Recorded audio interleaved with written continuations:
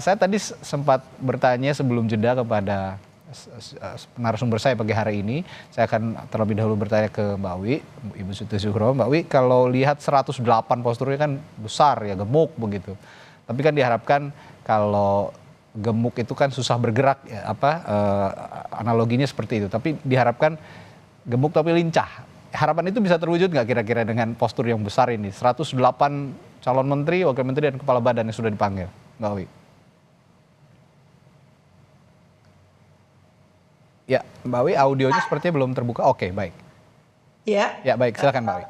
Lembaga kementerian yang dimekarkan seperti ini bukan tanpa resiko, Mas Radi. Jadi ini harus memetakan secara precise ya, secara akurat. Akurat ya. Ini negara unik arsipelago, kepulauan gitu ya. Berjajar daerah-daerah dengan karakteristik kekhasannya. Lalu semua urusan diurus oleh pemerintah pusat yang notabene punya masalah rentang kendali.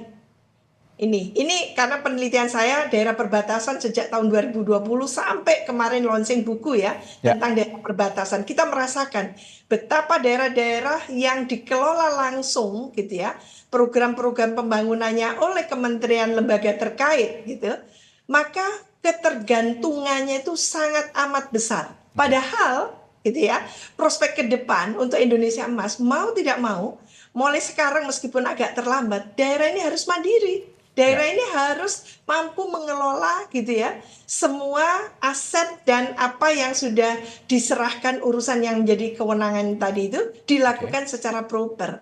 Lah kalau sekarang kementerian lembaga digemukkan, dibentuk yang baru-baru lagi, badan, institusi apapun yang ada dimekarkan, yang mungkin di merger dan sebagainya, itu bagaimana nanti prakteknya ke bawah kan gitu ya.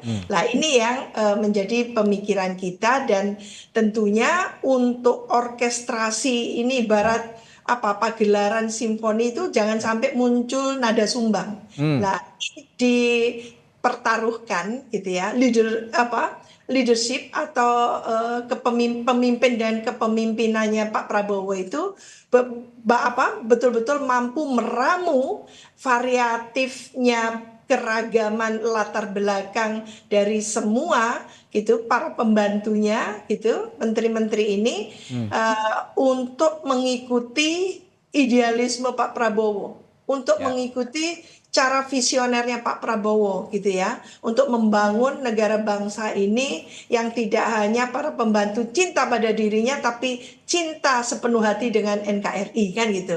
Ini masalahnya Pak Prabowo mau lari agak kencang, memerankan diri Indonesia ini di lingkungan ASEAN, lingkungan Asia Pasifik, lingkungan global internasional. Nah tentu domestiknya ini harus keren dulu kan gitu ya, supaya tampilan kita itu tidak carut marut kan gitu lah.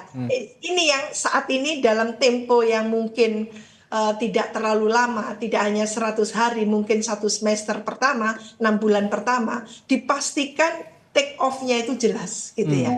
Jangan baru mau take off terjadi bongkar pasang kabinet lagi kan gitu, karena ternyata meleset dan sebagainya. Maka pembekalan saat ini itu mungkin dalam satu tarikan nafas untuk meyakinkan, memastikan, membekali gitu ya, bahwa ke depan semua tugas tanggung jawab dan fungsi dari para menteri, wakil menteri, kepala badan dan sebagainya tadi itu tidak ringan. Maka mereka sudah dipastikan jangan coba-coba, uji coba, trial and error, kelihatannya mumpuni tapi ternyata tidak tahu bagaimana memimpin birokrasi. Ini birokrasi Mas, jangan dianggap seorang yang berhasil memimpin seperti Gojek gitu ya. Kementerian Pendidikan ini saya harus straightforward aja, penilaian dari berbagai kalangan nilainya adalah merah, rapot merah untuk Kemendikbud, itu satu contoh. Nah ini jangan diulang lagi. Jangan diulang lagi. Oke, baik.